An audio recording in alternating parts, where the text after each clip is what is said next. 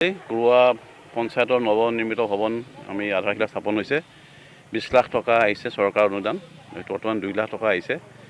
সংস্থাপন কমিটি আগতে গঠন কৰি দিছিলে বিধায়ক মহোদয়ৰ পৰামৰ্শ মতে।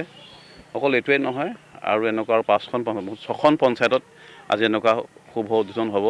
আশা ৰাখিছোঁ পঞ্চায়ত ভৱনটো অতি সোনকালে নিৰ্মাণ হওক আৰু ৰাইজে ইয়াতে বহি নিজৰ পঞ্চায়তৰ প্ৰতিনিধিসকলে ইয়াতে বহক, আলোচনা কৰক আৰু কুৰুৱাৰ সৰ্বাংগীন উন্নতি হওক। ধন্যবাদ। সুবিধা আপোনালোকে এটা মডেল এষ্টিমেট আছে, পঞ্চায়ত সভাপতি বহা ঘৰ, আমাৰ টেকনিকেল অফিচাৰ বহা ঘৰ, সেইখিনি আছে। আপোনালোকে চাই ল'ব এষ্টিমেটটো।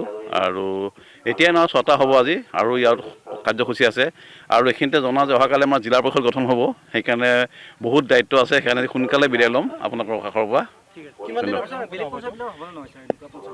আহি যাৰ যাৰ পঞ্চায়ত ভৱন আছে তাত দিয়া নাই, যাৰ যাৰ নাই বা যিখিনি জনাইছিল তেওঁলোকক দিছে। তেওঁলোকে সেইটো আমাৰ টেকনিকেল অফিচাৰে ক'ব, বিনোদ চৌধুৰী আছে, তেওঁ ক'ব পাৰিব ইমান লাখ টকাৰ এষ্টিমেট কেন হ'ব। সুন্দৰ, মই নহয়, টেকনিকেল নহয় কাৰণে মই নকওঁ এই বিষয়ে। কিন্তু যিমান সোনকালে পৰা যায় সম্ভৱ কৰিবই, কাৰণ এইটো চৰকাৰৰ অনুদানটো। নহ'লে আজিকালি আপুনি UC দিলেহে ফাণ্ডটো আহিব। প্ৰথম এইখিনি কাম কৰক, তাৰপিছত আহিব।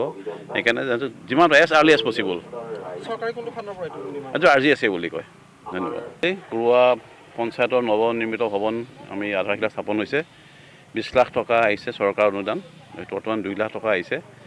সংস্থাপন কমিটি আগতে গঠন কৰি দিছিলে বিধায়ক মহোদয়ৰ পৰামৰ্শ মতে। অকল এইটোৱেই নহয়, আৰু এনেকুৱা আৰু 6খন পঞ্চায়তত আজি এনেকুৱা শুভ উদ্বোধন হ'ব। আশা ৰাখিছোঁ পঞ্চায়ত ভৱনটো অতি সোনকালে নিৰ্মাণ হওক আৰু ৰাইজে ইয়াতে বহি নিজৰ পঞ্চায়তৰ প্ৰতিনিধিসকলে ইয়াতে বহক, আলোচনা কৰক আৰু কুৰুৱাৰ সৰ্বাংগীন উন্নতি হওক। ধন্যবাদ। সুবিধা আপোনালোকে এটা মডেল এষ্টিমেট আছে, পঞ্চায়ত সভাপতি বহা ঘৰ, আমাৰ টেকনিকেল অফিচাৰ বহা ঘৰ, সেইখিনি আছে। আপোনালোকে চাই ল'ব এষ্টিমেটটো। আৰু এতিয়াই নহয়, 6টা হ'ব আজি, আৰু ইয়াৰ কাৰ্যসূচী আছে। আৰু এইখিনিতে জনা যে অহাকালি আমাৰ জিলা পৰিষদ গঠন হ'ব, সেইকাৰণে বহুত দায়িত্ব আছে। সেইকাৰণে সোনকালে বিদায় ল'ম আপোনালোকৰ কাষৰ পৰা। আহি যাৰ যাৰ পঞ্চায়ত ভৱন আছে তাত দিয়া নাই, যাৰ যাৰ নাই বা যিখিনি জনাইছিল তেওঁলোকক দিছে। তেওঁলোকে সেইটো আমাৰ টেকনিকেল অফিচাৰে ক'ব, বিনোদ চৌধুৰী আছে, তেওঁ ক'ব পাৰিব ইমান লাখ টকাৰ এষ্টিমেট কেন হ'ব। সুন্দৰ, মই নহয়, টেকনিকেল নহয় কাৰণে মই নকওঁ এই বিষয়ে। কিন্তু যিমান সোনকালে পৰা যায় সম্ভৱ কৰিবই, কাৰণ এইটো চৰকাৰৰ অনুদানটো। নহ'লে আজিকালি আপুনি UC দিলেহে ফাণ্ডটো আহিব। প্ৰথম এইখিনি কাম কৰক, তাৰপিছত আহিব। সেইকাৰণে যিমান এজ আৰ্লি এজ পচিবল। এইটো RGSA বুলি কয়। ধন্যবাদ।